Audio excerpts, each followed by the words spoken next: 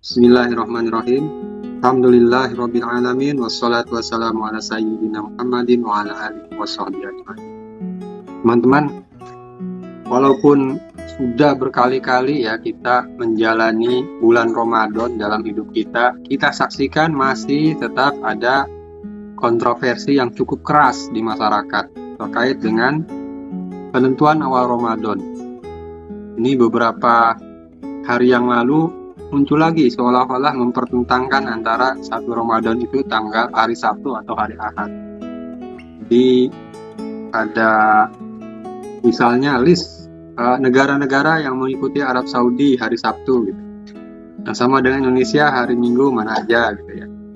Nah, ini dari dulu sampai sekarang nggak habis-habis itu. Dan masih akan tetap ada. Nah, saya coba ayo kita sama-sama pahami seperti apa sih duduk permasalahannya. Nah, ini yang saya show ini di layar adalah yang namanya Stellarium Web. Ini kurang lebih seperti pemodelan bumi dan benda-benda langit lah kurang lebih gitu. Ini kalau kita buka webnya ini dia akan membuka seolah-olah kita berada pada posisi ya kalau ini di Pangkalan Jati Baru gitu ya. Nggak apa-apa lah Pangkalan Jati Baru. Bukan Beji Timur. Kita ingin melihat ininya aja. Nah, ini adalah kondisi malam tanggal 6 April 2022 jam 9, persis jam sekarang. Ya, ini kita bisa ubah nih. Coba kita ubah menjadi sore tadi ya. Sore tadi ini bulan masih di sini ya. Nah, ini kurang lebih kalau sore gini. Siangnya itu kalau jam 10 pagi itu seperti ini.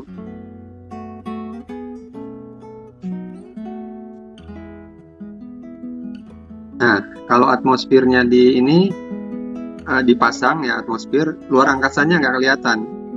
Kurang lebih seperti inilah siang harinya pada saat siang hari. Ini jam 10 pagi ya. Jam 9, jam 8, 7, 6. Jam 6 agak gelap nih. 5. Ini kita menghadap ke arah west ya, ke arah barat. Jam 5, 6, 7, 8, 9, 10, 11, 12, 13, 14, 15. Nah, 15 itu sore matahari sudah mulai akan tenggelam. 16, 17, nah jam 5 sore itu udah mulai agak-agak gelap. 18 jam 6. Nah, kita lihat di sini bulan juga akan terbenam. Sesudah matahari terbenam, bulan akan terbenam. Nah, bulan kelihatan di sini, kemudian terbenam ya. Nanti muncul lagi di arah timur. Balik. Kalau kita melihat ke arah east, ke arah timur, ini keesokan harinya akan muncul dia. 23, 0, 1, 2, 3. Nah, ini. Matahari muncul, bulan mana? Bulan nggak kelihatan karena siang kan. Padahal ada di sini dia, di dekat-dekat sini. Nah, kita lihat tulisannya. Nah, ini. Jadi, bulan itu kurang lebih sama seperti matahari. Kalau kita lihat secara kasat mata, itu terbit di sebelah timur dan tenggelam di sebelah barat. Dia terbit dan tenggelam itu berbentuk seperti bergiliran ya. Bentuknya itu bergiliran. Kalau tanggal bulan muda itu dia bentuknya seperti ini. Ini tanggalnya bulannya muda kan. Sekarang tanggal berapa ini? Tanggal 4. Berapa Ramadan ini? Tanggal 6. 6 itu berarti 3 Ramadan ya. Tanggal 3 seperti ini. Coba kita mundur ke belakang ya. Kalau tanggal 3 seperti ini, kalau tanggal 2, nah bulannya seperti ini. Ini keesokan harinya nih. Hari sebelumnya. Saya klik tanggalnya nih turun. Tanggal sebelumnya, nah bulan seperti ini ya. Bulan seperti ini. Nih bulan. Nah ini jam 18. 18.14 pada tanggal 4. Ini bulan kelihatan seperti ini. 4 ini berarti tanggal berapa Ramadan ya? 2 apa 3 ya? 2 atau 3. Terus kalau tanggal 3 Ramadan seperti apa? Nah, ini tipis sekali nih. Terus tanggal 2 Ramadan, nggak kelihatan 2 Ramadan itu. jam 6 ini. Coba kalau jam 5 dia masih ada di mana? Nah, jam 5 mataharinya di sini. Ini bulan nih kayaknya di sini tuh, kurang lebih nih bulan. Ini tanggal 2 April. Kalau tanggal 3 kita lihat. Nah, ini kelihatan sedikit. Jadi tanggal 3 itu sebetulnya udah bulan baru. Hilal itu udah wujud istilahnya, sudah ada wujud ya. Oke, terus kalau tanggal 4 lebih besar lagi sini. Dan jarak antara kita melihat matahari dengan bulan itu juga semakin lama semakin besar. Coba kalau kita lihat tanggal 2, nah jaraknya cuma segini. Jaraknya cuma segini, jadi kalau tanggal 3 itu seperti ini, itu bulan ini hanya akan terlihat kalau mataharinya udah terbenam secara sempurna ya. Ini coba kita lihat. Ini matahari udah terbenam secara, karena silau kita nggak akan bisa melihat bulan yang ada di sini kalau mataharinya belum terbenam. Nah, begitu matahari terbenam, ini jam 18.00 terus masih ada. Nah, barulah terbenam di sini matahari. 18.15. 18.15 ini mulailah pengamatan nih. Orang pakai teropong, pakai apa segala macam alat melihat. Tentunya yang nggak ada pohon ya. Coba landscape-nya kita hilangkan. Nah, ini. Nah, yang WN ini adalah batas cakrawala. Jadi kalau kita melihat laut, ini garis batasnya laut. Nah, bulan masih ada di sini. Matahari terbenam 18.16. Bulan itu akan terbenam pada 18. Nah, semakin lama mestinya semakin jelas. 18 berapa nih? 19.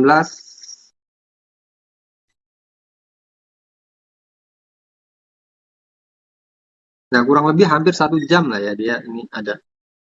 Kalau untuk di tanggal 3 April. Tanggal 3 April ya. Kalau di tanggal 2 April sebelumnya, nah ini jaraknya antara bulan dengan matahari itu dekat sekali. Jadi matahari terbenam tanggal 2 April itu, ini ya, 2 April. Bulannya nggak sempat kelihatan, dia udah tenggelam lagi. Kalau tanggal 1 April, tanggal sebelumnya, nah kalau tanggal-tanggal sebelumnya itu bulan itu mendahului matahari terbenamnya. Jadi bulan tanggal-tanggal tua tuh, bulan duluan yang terbenam. Pas tanggal-tanggal muda, matahari duluan terbenam seperti ini. Ini tanggal, maksudnya tanggal muda bulan Hijriah ya. Tadi ini Ustaz pakai aplikasi apa ya? Stellarium namanya.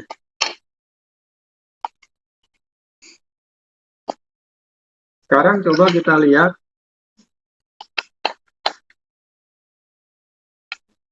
Ini kan di Pangkalan Jati Baru ya, di Indonesia nih. Coba kita lihat lokasinya, coba bisa nggak kita ini.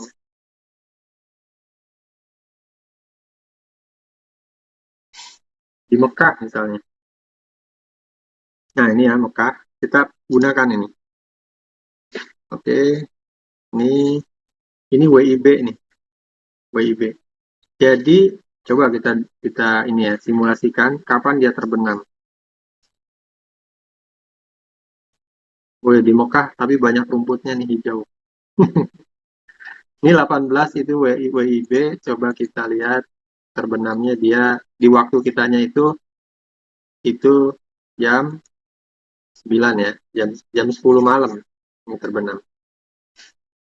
Nah, jadi di tanggal yang sama, tanggal 3, ini jarak antara matahari terbenam dengan bulan itu bisa jadi di satu tempat dengan tempat lain berbeda. Ini bisa jadi lebih tinggi jaraknya nih, derajatnya.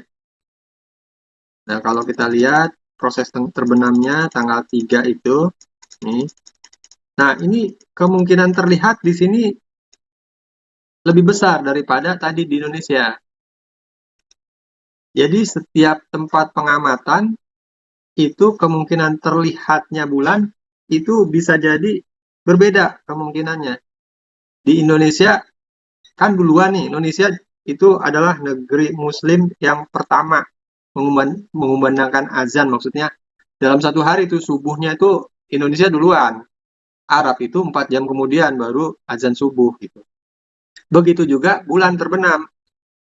Bulan itu terbenam duluan di Indonesia. Begitu di Indonesia dilihat diintip nggak kelihatan, belum tentu di Saudi juga nggak kelihatan gitu. Bisa jadi di Saudi kelihatan. Jadi tiap-tiap lokasi pengamatan atau tiap-tiap negeri itu bisa jadi berbeda hasil pengamatan atau penglihatan terhadap bulan baru ini. Itu ya. Di Indonesia bisa jadi tidak terlihat, tapi di Saudi bisa jadi terlihat. Itu satu. Ini kita bicara masalah penglihatan ya, ruqyah, ruqyatul hilal, melihat hilal. Adapun keberadaan hilal itu sendiri, ya, keberadaan hilal itu sendiri, itu sebenarnya baik terlihat atau tidak, itu sudah bisa dihitung berdasarkan perhitungan sebagaimana nih yang kita lihat di software ini disimulasikan itu bisa sampai terus itu dengan presisi yang cukup kuat, yang cukup bagus. Nah, itulah yang namanya wujudul hilal. Hilal itu memang secara kenyataan, secara fisik sudah muncul. Gitu. Cuma dia karena faktor alam, entah itu karena lokasinya dia masih kurang tinggi dari cakrawala ini ke tempat dia berada, si bulan ini, ketika matahari terbenam, maka orang nggak melihat. Ya, jadi ada dua hal. Melihat hilal dengan keberadaan hilal, wujudul hilal. Kemarin di Indonesia, tanggal 29 Syakban kemarin, itu ketika dilihat, tidak ada yang bisa melihat. Tapi belum tentu hilal itu memang tidak ada, belum tentu. Dia memang ada hilal itu, cuma nggak terlihat gitu. Nah, pada kondisi seperti inilah muncul perbedaan penetapan antara Muhammadiyah misalnya dengan NU. Kenapa? Kalau Muhammadiyah itu tidak mendasarkan kepada harus terlihat secara kasat mata, secara fisik. Tetapi cukup dengan wujudul hilal berdasarkan perhitungan seperti ini, itu sudah bisa dikatakan bahwa hilal itu sudah terlihat dan masuk tanggal 1. Ya, sementara di sisi lain bahkan ada pihak yang melihat yang menganggap bahwa melihat hilal itu bagian dari ibadah itu sendiri gitu. Rasulullah SAW menyuruh kita berpuasa ketika para sahabat ada yang melihat hilal gitu. Dan menyuruh untuk berbuka, maksudnya 1 Syawal tiba Idul Fitri ketika hilal terlihat. Nah, sampai di sini mungkin masih bisa. Oh, oke, melihat secara perhitungan bisa dong. Nah, tapi ada tambahannya. Kata Rasulullah, kalau bulan itu tidak terlihat, hilal itu tidak terlihat, entah karena cuaca atau apa ya, maka genapkanlah bulan Sya'ban itu menjadi 30 gitu. Nah, kejadiannya gimana kemarin itu? Jadi kejadian kemarin itu, hilal itu sebenarnya sudah wujud, sudah ada. Tapi di Indonesia karena derajatnya masih rendah, jarak antara cakrawala dengan bulan pada saat matahari benar-benar saat terbenam itu masih rendah, maka kemungkinan terlihatnya hilal secara kasat mata itu sangat kecil. Dan memang akhirnya nggak terlihat juga gitu kan. Nah, beda misalnya dengan di Arab Saudi. Di sana ada yang melihat gitu. Terus masalah nggak? Nggak masalah gitu. Karena Rasulullah menyatakan puasa kalau kamu melihat hilal gitu. Kalau hilalnya nggak kelihatan gimana? Genapkan kata Rasulullah. Nah terus kalau beda dengan negeri lain, ya nggak apa-apa gitu. Di mana di situ si otoritas yang menetapkannya, gitu. Ini perbedaan satu negeri dengan negeri lain itu memang karena tidak ada otoritas yang satu di umat Islam ini. Sejak khilafah diruntuhkan ya, itu sudah tidak ada lagi. Seandainya ada, ya mungkin Indonesia menjadi barometer juga gitu. Ketika dia terlihat di Indonesia, maka dinyatakan semua. Atau tidak terlihat di Indonesia, tapi terlihat di Saudi, maka Indonesia diperintahkan mengikuti Saudi seluruh negeri-negeri Muslim berpuasa. Tapi kan udah lewat, tarawehnya kita nggak dapet dong gitu kan. Jadi kembali ada dua pendapat. Tetap aja kalau misalnya ada satu negara otoritas Islam yang terpusat, tetap aja pelaksanaannya mengikuti lokal-lokal gitu. Jadi di sini misalnya ikut dengan pemerintahan di Indonesia gitu. Kenapa? Karena kalau kita misalnya kebayang ya kemarin itu kalau misalnya di Indonesia tidak terlihat, kita udah lewat nih tarawih, udah lewat waktu tarawih. Kemudian di ujung sana pas yang udah bahkan udah subuh gitu ya di Amerika atau di mana melihat hilal gitu. Kita subuh udah lewat nggak sempat sahur. Terus diwajibkan karena ada satu negara muslim diwajibkan semua negara muslim ya kita gimana dong Indonesia udah kelewat nih nggak sempet sahur nggak sempet diet nggak sempet apa gitu. Nah gitu ya, jadi memang kebijakan mulainya eh, satu Ramadan itu ya yang paling baik adalah mengikuti otoritas tempat gitu. Ada pertanyaan nggak? Jarak dari landscape-nya kita lihat. Nah, ketika matahari terbenam, ini matahari terbenam itu berarti berada di bawah garis W ini. Itu coba ya. Nah, ini ya anggaplah ini ya. Ini matahari terbenam. Jadi derajat yang dimaksud adalah dari sini ke sini, Pak Irawan. Jadi kalau kalau dia terlalu bawah, ini nggak akan terlihat dan dia akan dengan sangat cepat terbenam gitu. Jadi nggak sempat kelihatan, udah terbenam duluan. Cuman kalau di namanya di TV itu suka lihat kelihatan berapa derajat gitu. Iya. Itu untuk masing-masing negara atau daerah menetapkan derajat. Sebenarnya gini, standar itu hanya untuk menetapkan kemungkinan terlihatnya bulan gitu. Kemungkinan terlihatnya bulan. Misalnya negara-negara MAPIMS itu Malaysia, Brunei, dan apa satu lagi Indonesia itu menganut berapa derajat gitu. Mereka sama-sama. Kayaknya 3 derajat itu baru bisa terlihat gitu. Tapi tetap aja diintip juga, dilihat juga gitu, secara fisik. Nah, kalau berbeda dengan Muhammadiyah, itu yang penting sudah berada di atas cakrawala gitu. Sudah berada di atas nol, itu dia dianggap sudah bulan baru gitu.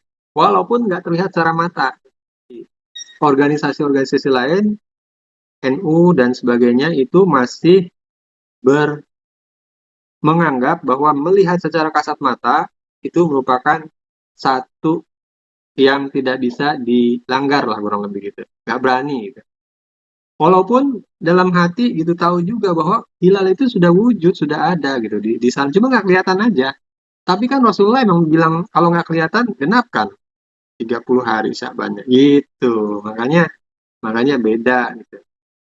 Tapi dengan perbedaan itu kenapa bagaimana? Ya nggak apa-apa. Sikap kita yang paling baik gimana? Ikut otoritas. Suatu saat misalnya Muhammadiyah sudah bisa masuk ke Departemen Agama dan kemudian bisa mempengaruhi sehingga penetapan tanggal 1 Ramadan itu berdasarkan wujudul hilal, bukan berdasarkan rukyatul hilal, maka kita juga akan ikut penetapan otoritas itu yang dimotori oleh Muhammadiyah nanti pada saat itu. Gitu. Itu yang terbaik seperti itu. Jadi bukan masalah siapa yang benar, enggak. Dua-duanya punya dasar yang kuat dalam masalah ini. Ya. Muhammadiyah itu punya argumen yang sangat bagus sekali. Kalau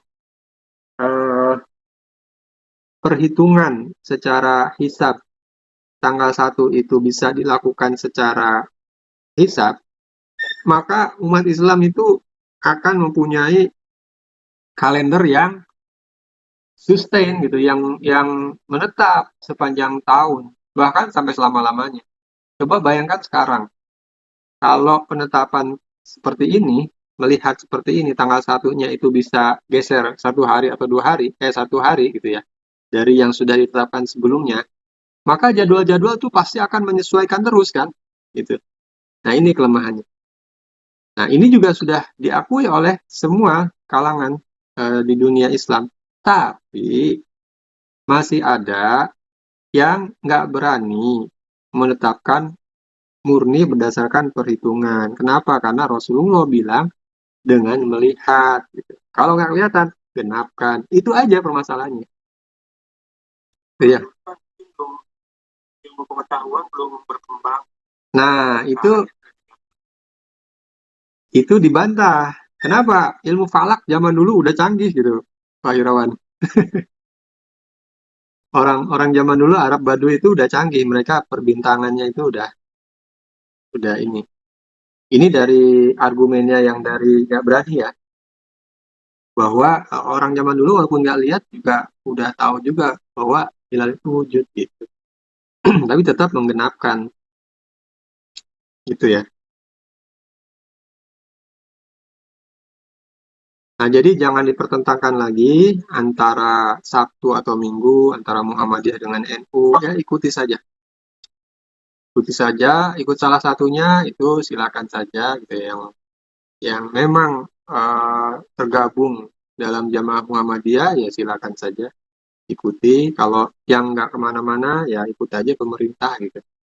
Kayak kita ikut otoritas saja lah. Dapat dasarnya itu adalah sebagai otoritas jika mereka melakukan yang melakukan salah perhitungan ya mereka yang menanggung pertanggungjawabannya nanti Allah. Nah, saya sampai sampai kemarin itu ya di pemerintah itu berpikir seperti itu kan mereka mereka sebagai otoritas dan sebagai otoritas kalaupun mereka melakukan kekeliruan ya mereka yang menanggung. Dalam hal ini rasanya itu kurang relevan, Pak Beri. Kekeliruannya di mana? Di sini nggak ada salah atau benar, nggak ada salah atau benar.